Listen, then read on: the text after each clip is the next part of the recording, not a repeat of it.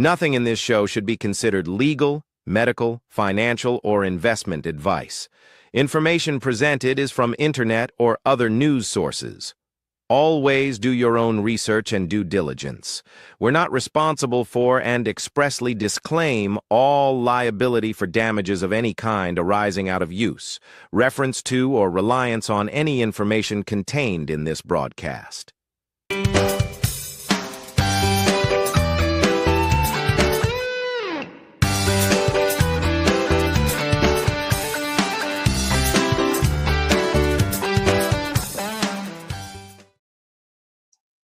Hey everybody, welcome to Money and Change, the 2026 edition.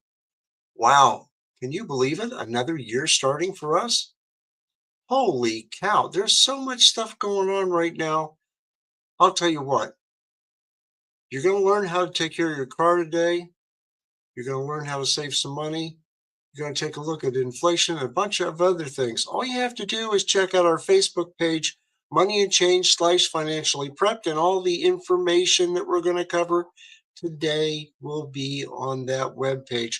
Plus, there are also some other good videos, so you want to check those out. But anyhow, guys, welcome to Money and Change right here on the Trim Radio Network, and it's the 2026th edition. And hopefully this year is going to be better than last, right? Well, I'll tell you what, let's take a look at people we have to talk about. Because if we don't give them a pat on the back, I don't know, maybe they'll disown me. Who knows? Anyhow, let's take a look at the Trim Radio Network because they help sponsor the show. And I'll tell you what, they do a very good job of doing all different kinds of shows. Plus, they're actually having more shows coming online very, very soon. Hey, we've got the Brain Trust here, the Fab Four. Yeah, the Fab Four. Michael Bejas is the founder and CEO of Trim Radio Network. He's responsible for the vision, the mission, and the leadership and performance of the entire company. And I'll tell you what, we've got Ruscala Stefan. He's the Chief Operating Officer, and he's responsible for the day-to-day operation management of the network. And I'll tell you what, he's a computer guru. He really is. If you need something fixed with the computer, he's the guy to talk to, really. He's a very good person, too. Anyhow, we also have some other guy by the name of Stu Shear. And he's the Chief Relationship Officer, and he hasn't been able to figure that one out yet, what he does. I guess I'm supposed to make people happy. Well, hopefully I do. And I also give out good information, too. Also, we have Victoria Smith, who's the Chief Marketing Officer. She's responsible for all marketing activities, brand development, audience growth, and creator acquisition strategies. And besides that, if you need some marketing advice, get a hold of Victoria Smith. Trust me, she's a whiz. She's a character. I'll tell you what, I can't really say character. She's a good character because she knows marketing inside and out. She's very good at what she does. What else is going on? Oh, yeah, the different shows that we have. Of course, we've got Money and Change every Sunday at 7 p.m. We've got Life Walk with Christ God with Michael Bejas. And that's Wednesdays at 7 p.m., followed by My World, Live, Laugh, and Whatever, which is on Wednesday at 8 p.m. Then we have Victoria Smith's Natural Marketer podcast, and that's on Thursdays. And the next day it appears in the vault. I guess all of us appear the next day in the vault.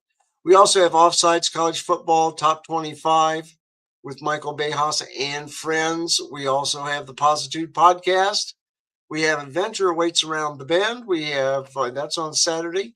We have Ranch It Up with Tigger and Beck. That's Saturday at 1:30. Then we have the Ruscala Red Pill reality show at 9 p.m. till midnight. He's doing a late night shift. And it's a good show. You got to check it out. He has a lot of different speakers on there. And it's a good one. Really, check it out. Well, we have 3 slots here, which are going to be filled pretty soon. We have somebody coming in with a new show called Revelation. And then we have another one with Dora, and she's going to be pitching her show coming up soon. And we have a third one, and I'm not privy to that one just yet. So you want to check those out. And if you want to do your own show, hey, it's easy. All you have to do is contact us. You see the little red button over here? Click on that button. Put your name and your phone number, and it's where it says, I want to know more. Hey, tell us, hey, I want to do my own show. And this is the topic I want to do, and I want to do it live. And please call me at, here's my cell phone number, and also here is my email address. That's important. And all you have to do then is just click that button and somebody will get right back to you. Okay. That little red button is an important thing because that puts you in touch with us. Wow. What else is going on? Oh, yeah. How can you support us? It's very easy. If you want to support us and help us stay on the air, all you have to do is click on the collectibles and then shop. And what we have here are different things. Remember, you can donate to trimradio.com. You can purchase the merchandise, or you can advertise on trimradio.com. And the money that we get for that goes to pay for airtime because none of us get paid for doing our shows. We just want to help people and we want to cut the bull and serve the truth. That's the motto. Okay. So what we have here, we've got t-shirts, we've got hats, we've got mugs, we've got t-shirts. Hey, Money and Change t-shirt and the insulated travel mug. Hey, that's a good deal. Also, we've got the ceramic mugs. We've got Offsides College Football Top 25 Premium Piquet polo shirts. We've got other t-shirts too. And let's see what else they've added. Well, kids shirts, Offsides mugs, Red Pill Reality Show mugs. We've got round mouse pads. And we have the Trim Creator Dad's hat. Also, we've got the embroidered beanies and we've got the rubber case for AirPods. You supply the AirPods and buy the case and it will protect your AirPods. Okay. So we have that. What's on page 3? Whoa, we have tank tops and t-shirts. And more than likely, we're going to have even more items coming up. So all you have to do is either donate or buy the merchandise or advertise with us. The money that we get from that, like I said, goes to running the airtime for the show. Airtime is not cheap, believe me. So that's what we do. Okay. Wow. What else is going on? Oh, our Money and Change / financially prepped page. Facebook.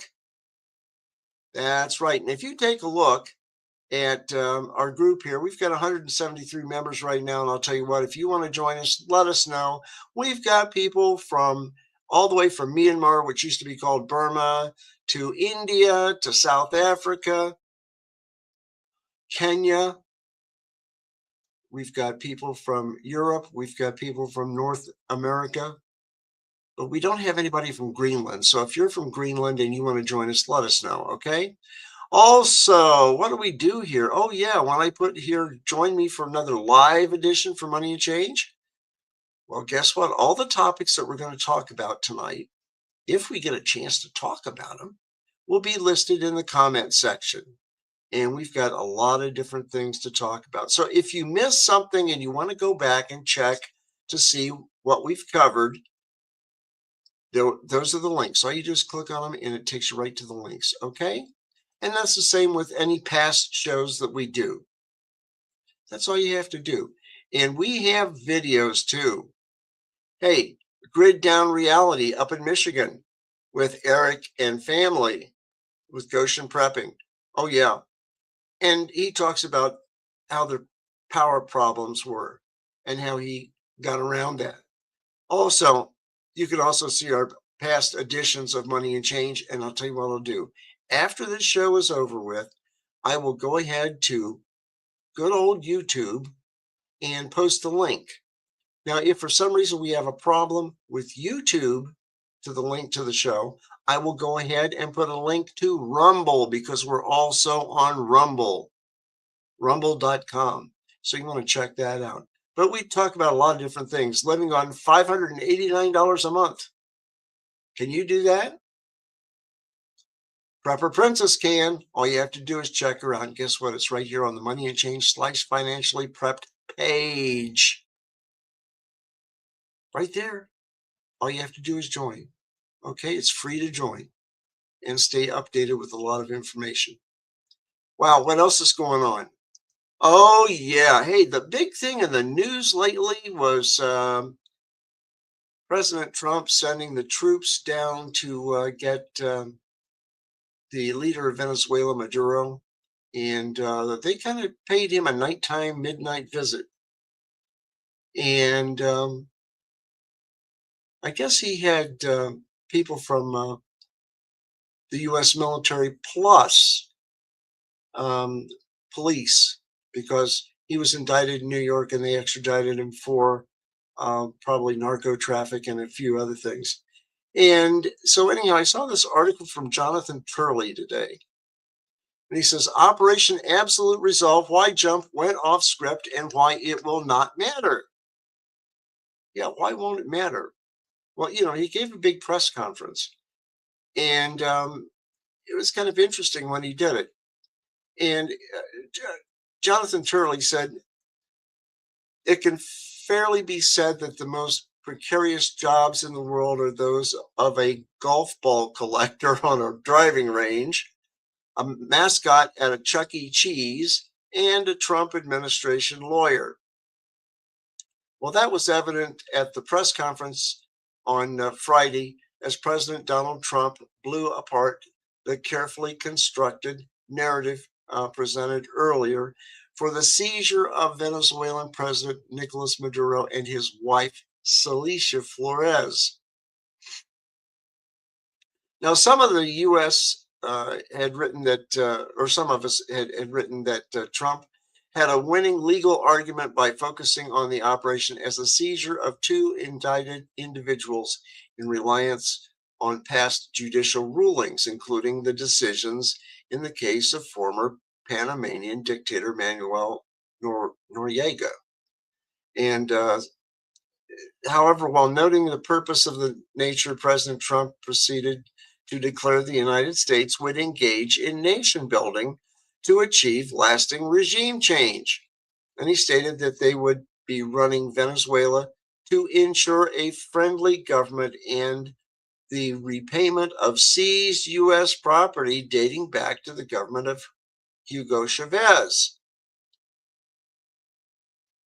So they're taking back the equipment that was suddenly taken from them, and it's going to be interesting. And some people were sending out emails today and things on Facebook, and they were saying that, how dare you do this, and, return Maduro and everything else. And other people were saying, hey, wait a minute, you didn't see the Venezuelans partying in Florida. They were happy that he was gone. Now they can go back to their own country and live a life. It's interesting.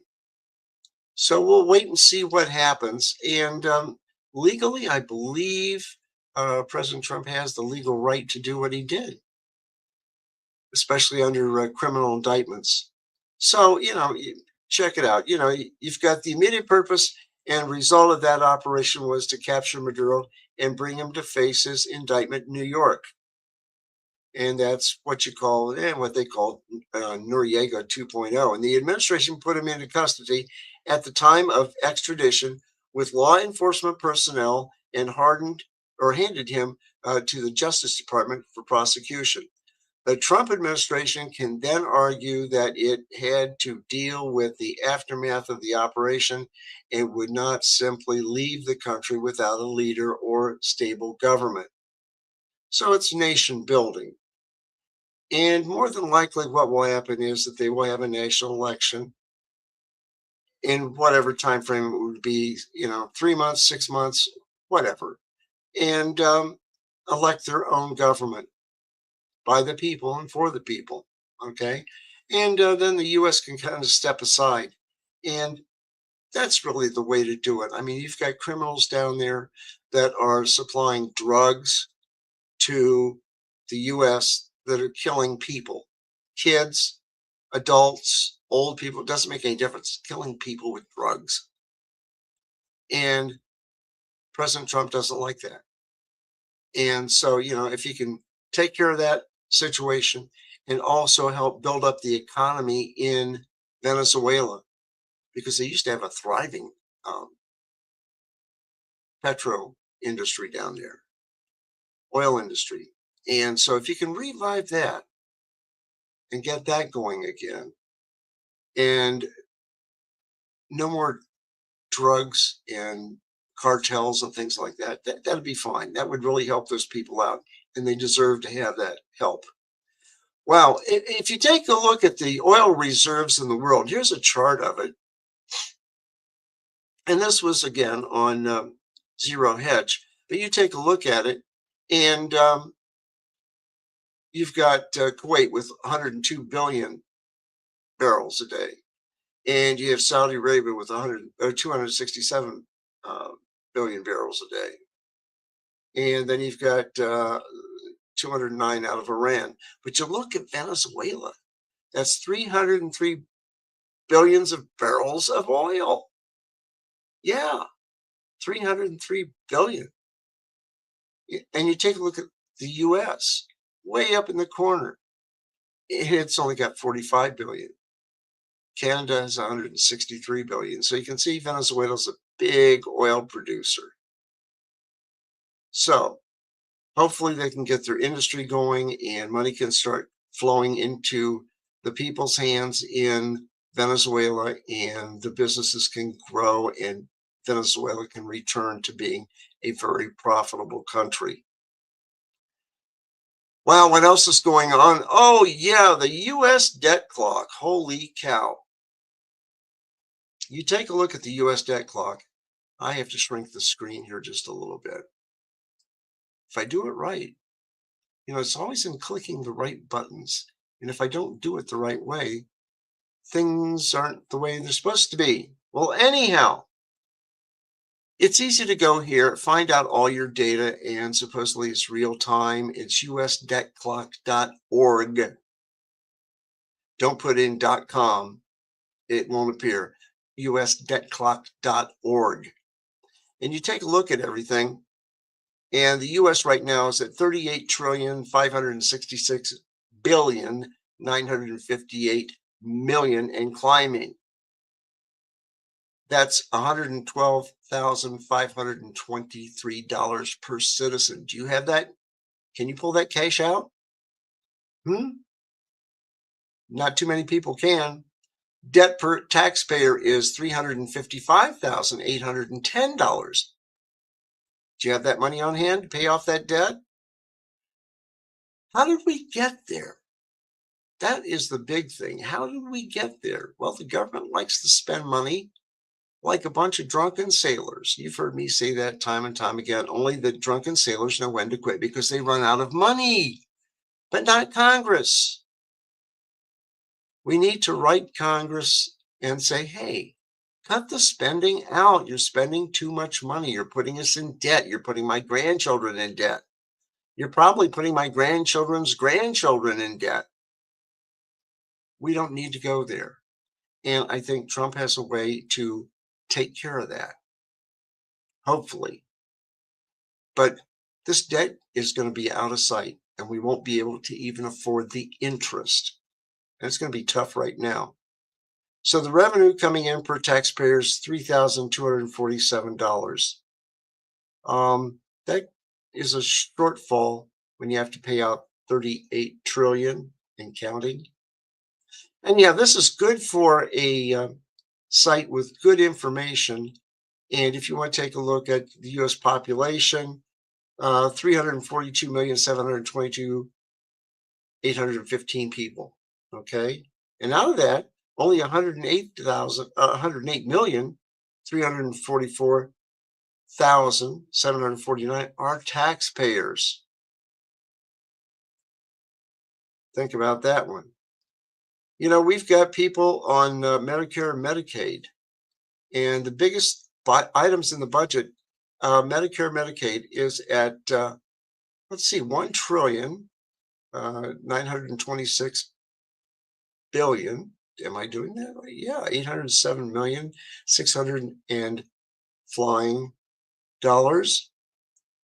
And then we've got Social Security, we've got the Defense Department, and we've got interest on the debt. That is really scary. Interest kills. You know what I tell people? I've said this for years. Pay down your debt. Put some money aside. Buy some long-term food.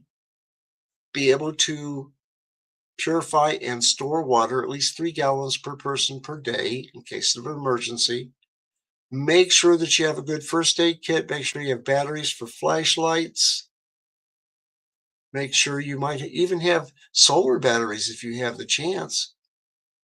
Solar panels that hook up to a charging unit. Hey, during sunlight, you can charge those batteries and you can use your lights inside at night. Do you have generators? How about blue tarps? You get a hole in your roof and you don't have the money to fix it right now, but you will have maybe after you save a little money. Well, you put a blue tarp over the hole in your roof and protect it so you don't get a leak. They're very inexpensive. All you have to do is go to Walmart or Home Depot or Lowe's or any other store. Those tarps are very inexpensive and they're very tough and they can weather out storms. You could turn them into tents if you wanted to. You can protect equipment if you wanted to.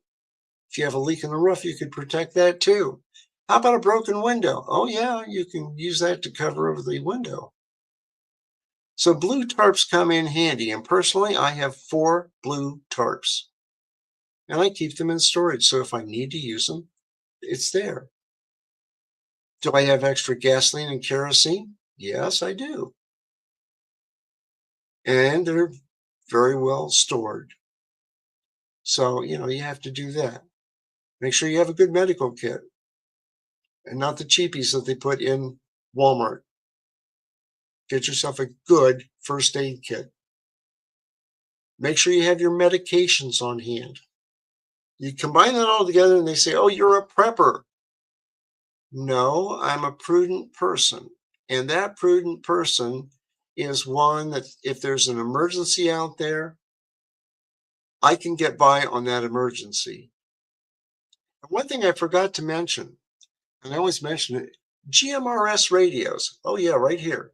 This is an Ocean 935G Plus, and I can talk 35 miles from here to Dayton, Ohio to a repeater.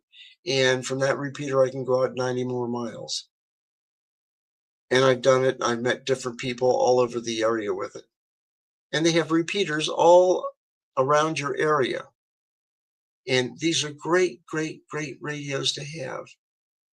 $35 a year for life, 35, not a year. Oh no. $35 for 10 years, a whole 10 years for a license. And you get a call sign, and anybody in your family can use the radio. Mom, dad, brother, sister, uncle, cousin, whatever. In your immediate family, they can use it. And it's great for communicating when the power goes out. Just keep the radios charged and use them. I learned that from David Gilmour, and he's a YouTuber. He has over 700 videos on different topics. He got me turned on to those GMRS radios, and I'll tell you what, I love them. Matter of fact, I have a few. And not only the Ocean, I've got some Baofangs now, and they're neat. And they're even smaller than that Ocean 935G Plus. Matter of fact, I got to lean out here. This little tiny thing is a Baofeng Mini. And I was on the road the other night, and I had to go to a meeting. And for the heck of it, I went to the town. I got on the local repeater there because I know that frequency. And I could talk on the GMRS radio. It was great. and it can fit in your shirt pocket or in your car. It comes in handy, okay? You've heard all that before, haven't you? I've explained that every year for probably the last, 15 years? And still people aren't preparing. It's a good thing to do it. So what happens if the power goes out now? We're in cold season here in Ohio. I don't know about you, but we had snow on the road and on the grass and the houses and everything else. And it's melting away now. And we'll have a warm spell this next week. After that, it'll go back into a cold season again. Are you prepared for that? Are you prepared for colds and flu season? It's out there and people are getting it. Are you washing your hands frequently? Are you staying away from large crowds? Are you using hand sanitizer? That comes in handy once in a while. Not all the time, but once in a while. Do you take other precautions for flu and colds? My advice is stay away from sick people. And if you're around sick people, get away from them as soon as possible. And before Christmas, I had to go into the emergency room. And I was there for about 6 hours and they were packed. They had a lot of people with colds and flus and everything else. And I wanted not to get close to anybody. And I had another issue. And luckily, we got it sorted out and I was out of there in 6 hours, which was great. Because being around sick people, I'll tell you what, you have a tendency to pick up germs. So it's cold season, it's flu season. Be careful on what you do, where you go, okay, and who you see. Just a word of advice, I like to help people once in a while. Hey, winter energy bills. Have you noticed your bill going up and up and up because it's cold outside? Yeah.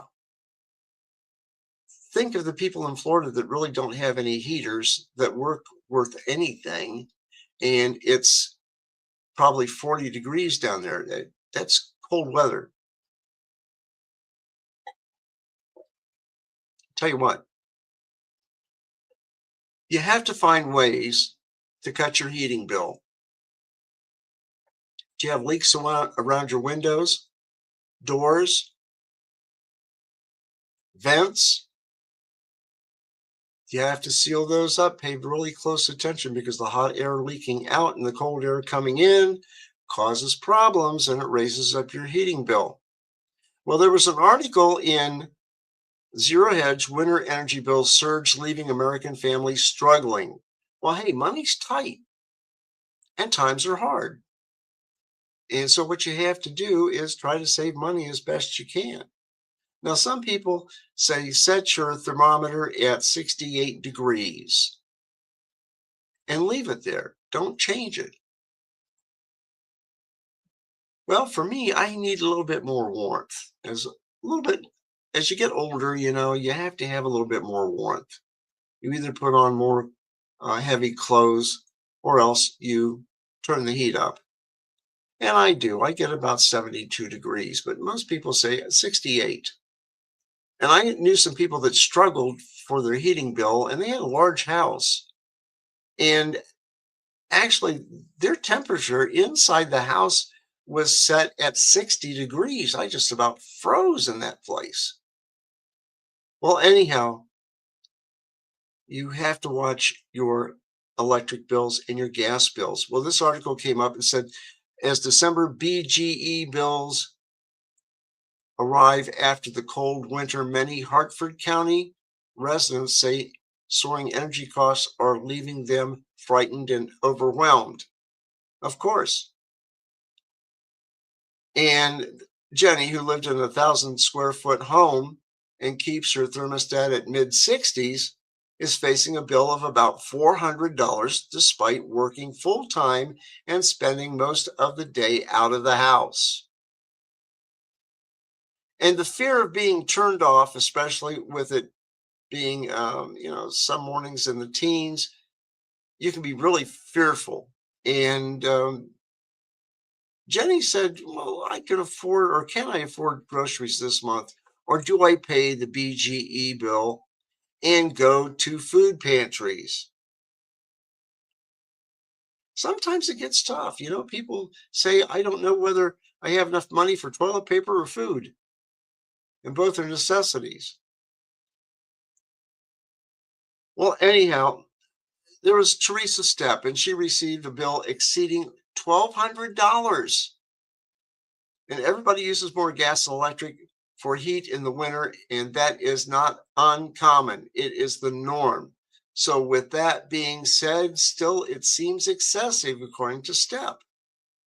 A 72-cent increase for the average residential electric bill, a $1.95 increase for the average residential gas bill. Can you imagine living in an all-electric home and that bill goes up and up and up? Yeah, you take a look at your electric meter and it just keeps spinning and spinning and spinning and spinning. Do you have lights in your house? Are they LED lights? If not, you might want to consider changing them. Every time you leave a room, do you turn the light off? How many rooms where the lights are on? How many do you have? Personally, I might have 2 lights on. And they're basically automatic. They're on automatic switches. And then the rest of it here for the show, yeah, I turn on a couple extra lights. And that's it. I don't have any more. And my electric bill and utility bill combined for the city where I live is roughly about $160 a month.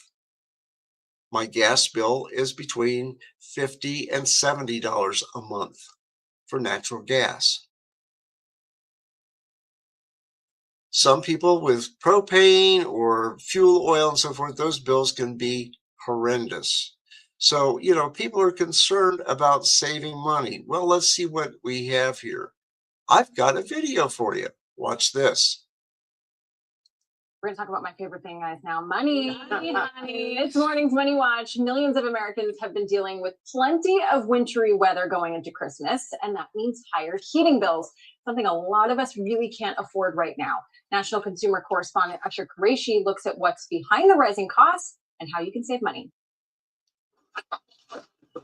Bundle up. This winter has already been a cold one, and more frigid air is on the way. I'm freezing. My nose hurts.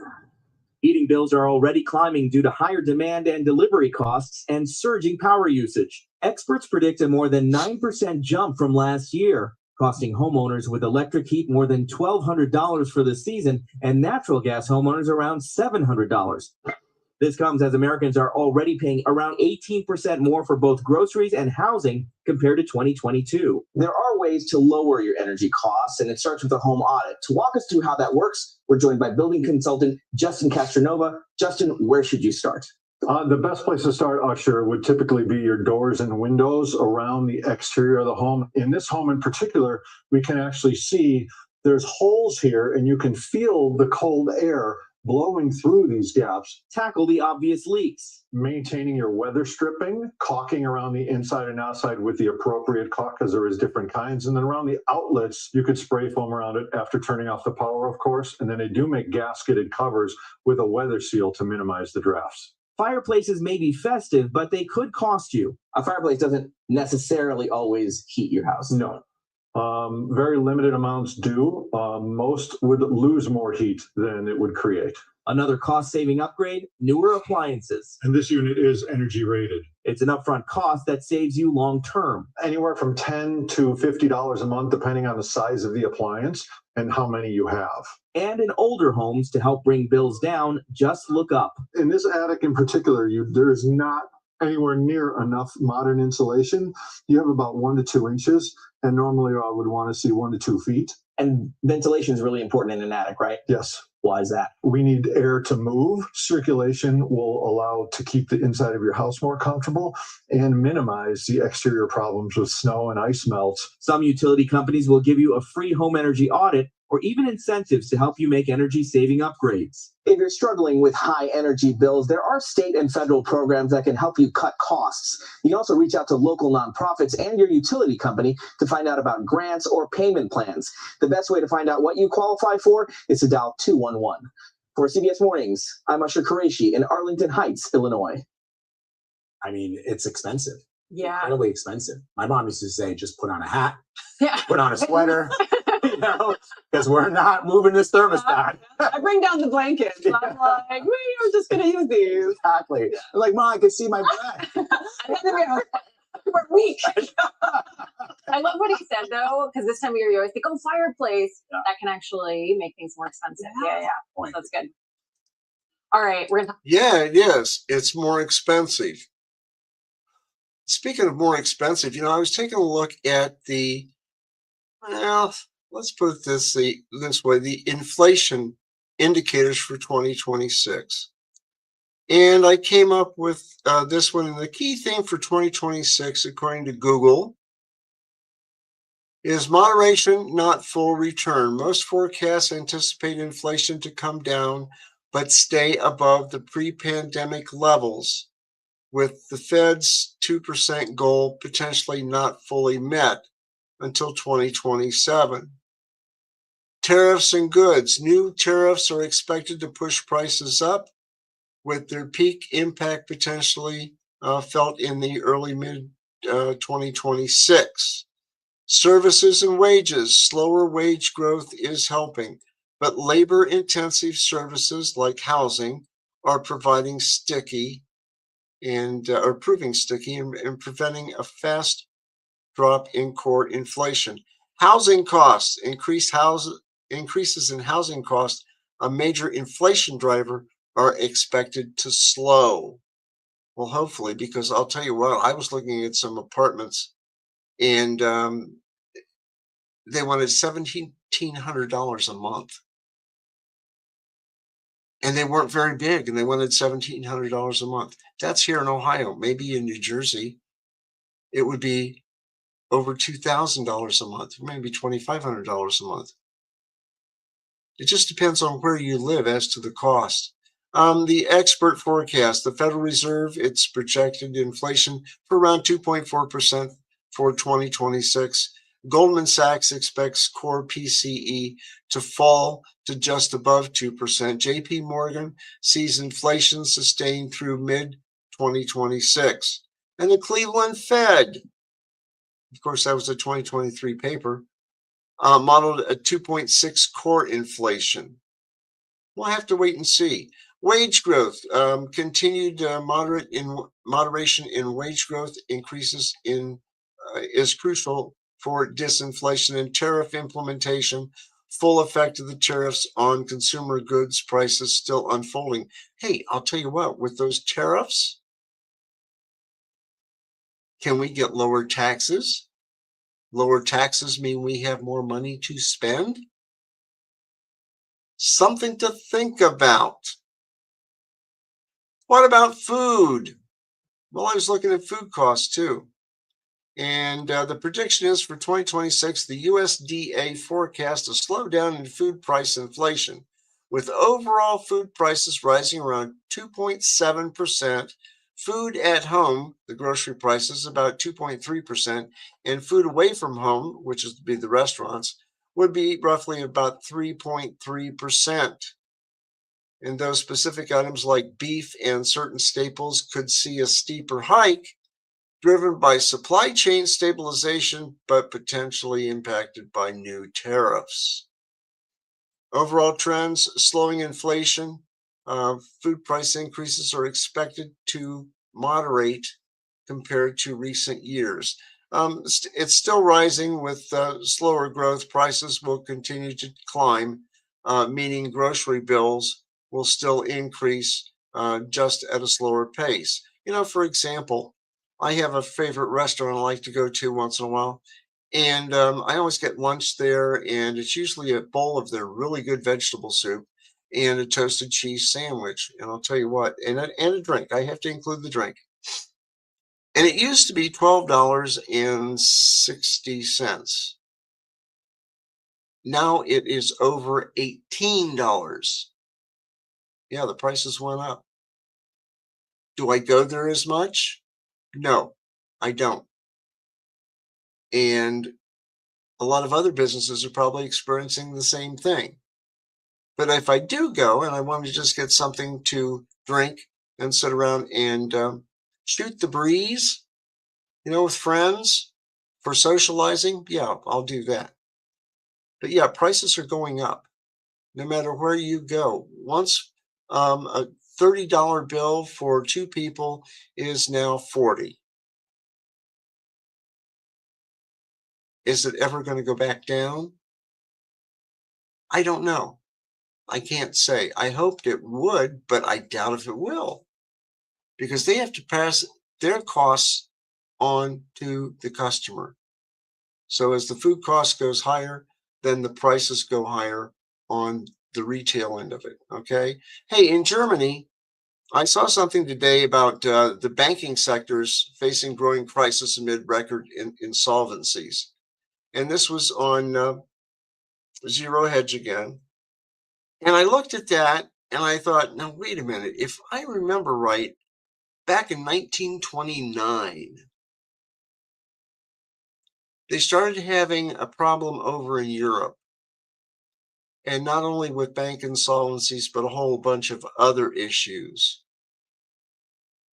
And the depression didn't hit here until just about a year later, because they had a slower way of processing money. And I think what we have to do is look at what's going on in the German banks, especially with Deutsche Bank, and there are several other banks.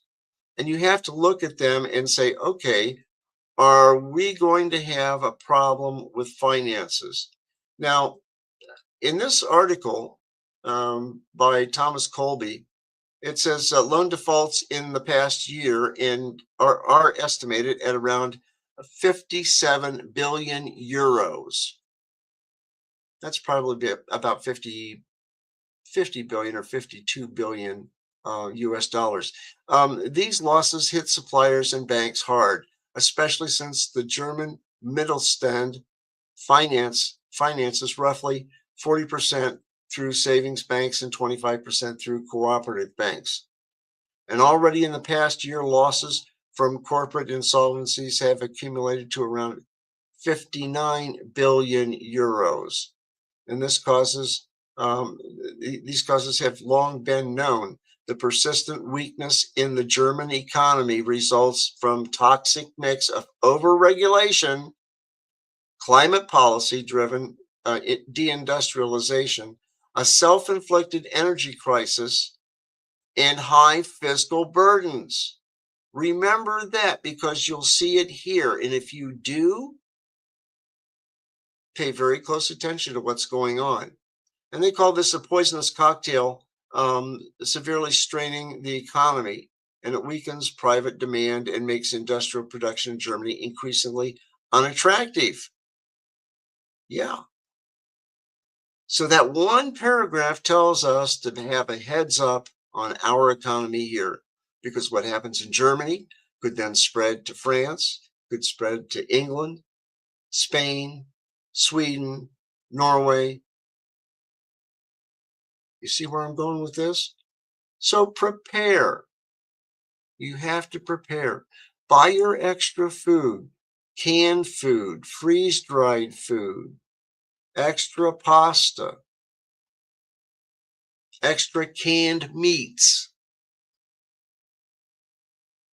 and do that in moderation, but buy enough for at least a month.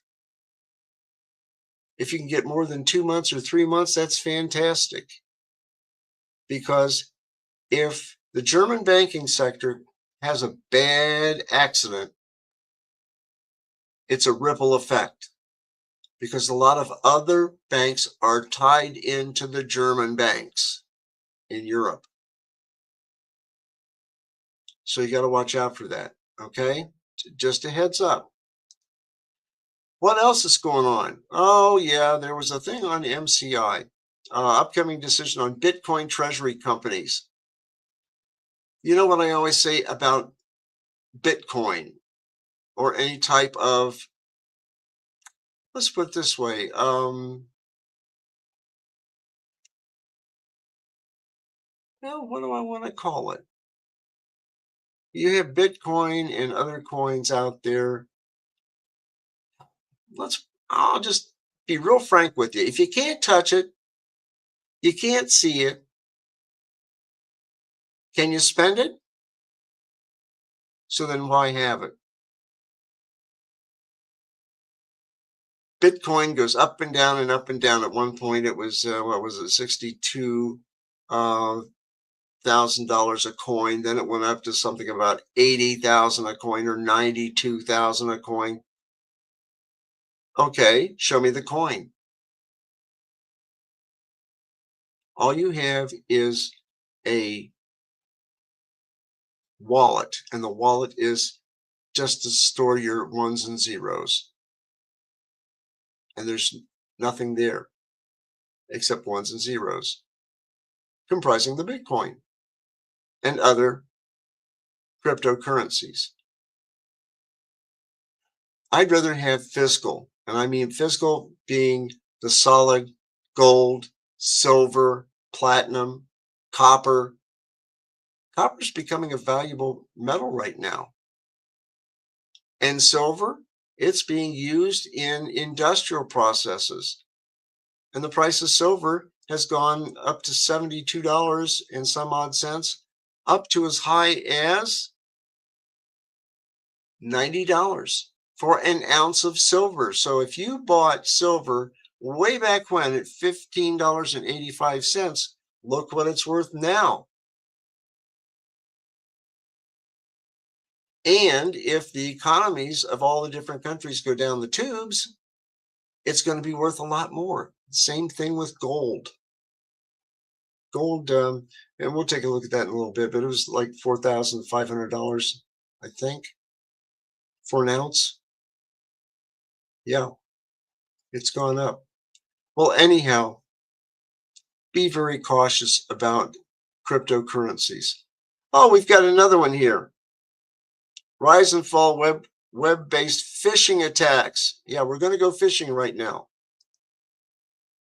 And against that.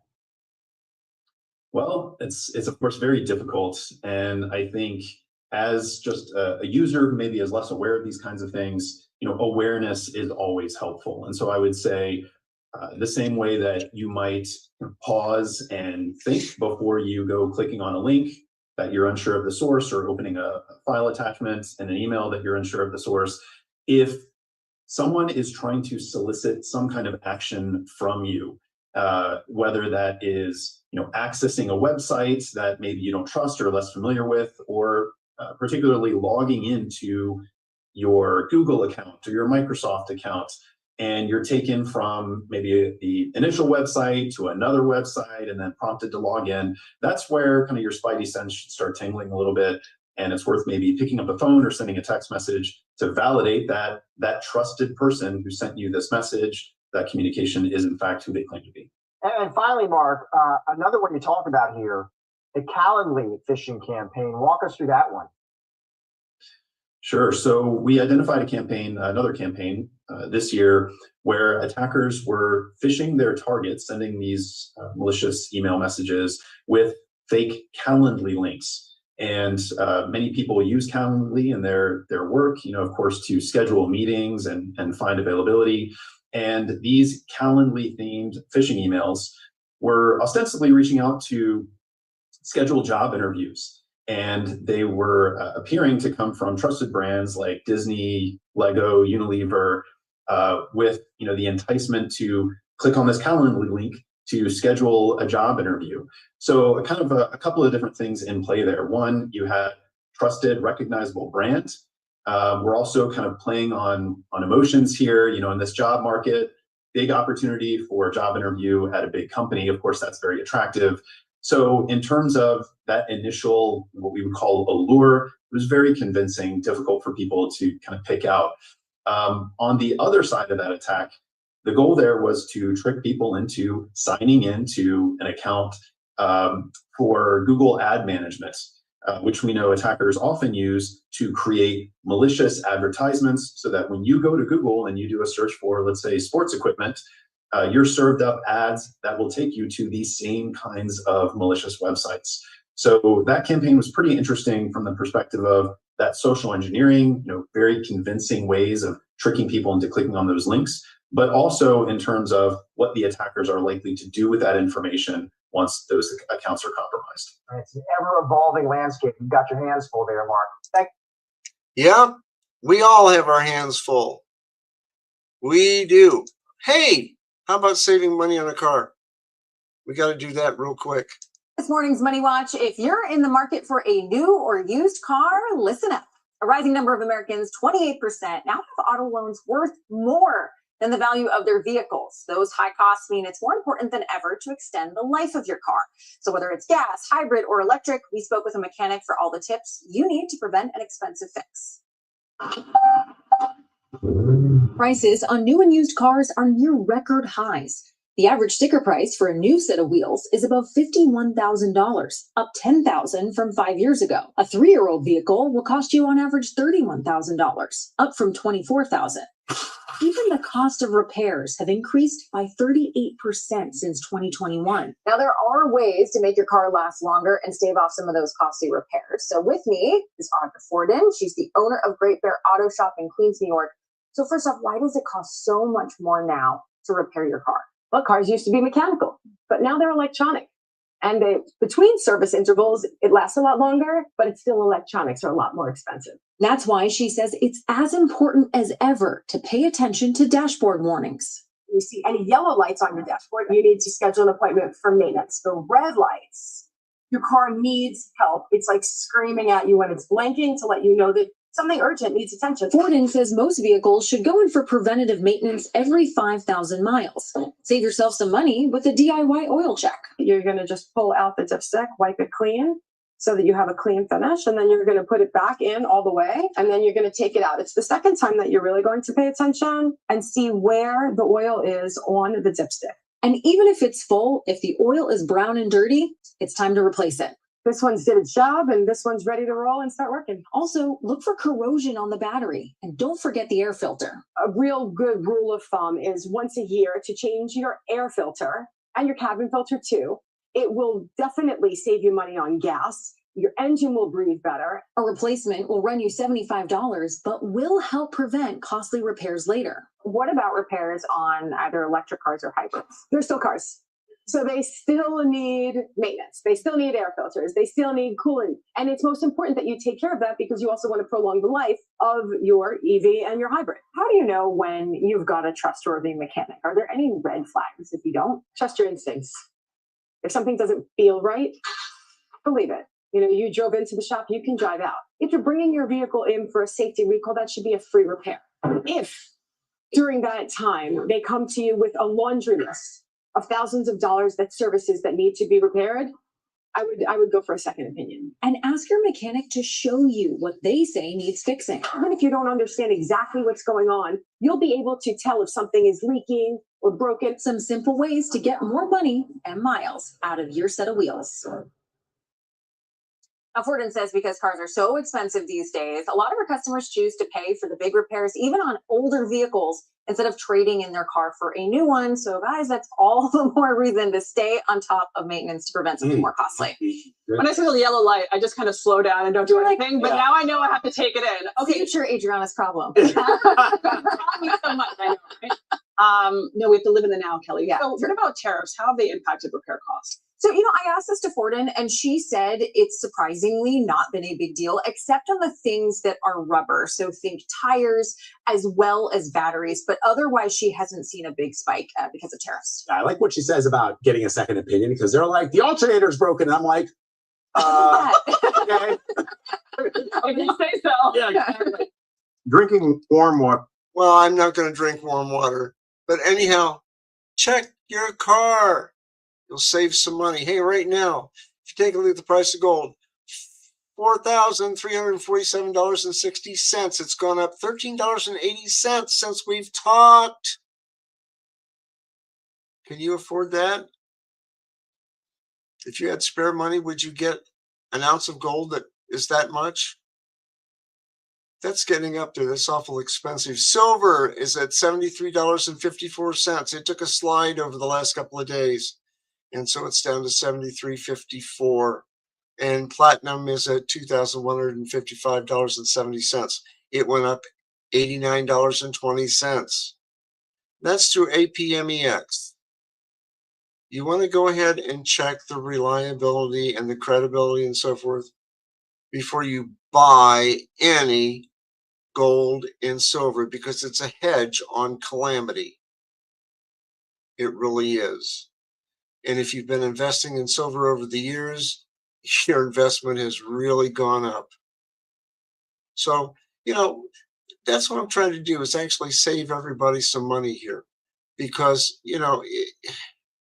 if we can't save you a little bit of money or tell you how to get things done, then, we really haven't done our job. And it's 2026, so time to turn over a new leaf. So you make sure that you get your bills paid, you've set up an emergency fund, because you never know what you may need. You may need new brakes on your car, a new belt, new alternator for that matter. You might have a roof leak that needs fixed. You might need other things. And so each week, take that extra $20 and put it aside. Put it in the bank and build it up. Because when that bill for $1,000 for repair on the car comes, you don't want to put it on a charge card. You want to pay it off as soon as possible. If you do put it on a charge card, I'll put it that way. Hey guys, that's about all I've got for this week. Hopefully 2026 is going to be a lot better. And, pay down your debt, put some money aside, buy some long-term food, prepare. And if you need it, you got it. Okay? Have a good week, and we will see you Wednesday on My World. And what else is going to go on? Oh, yeah, next Sunday, because it'll be live again with Money and Change. Have a good week. Save your money. See ya.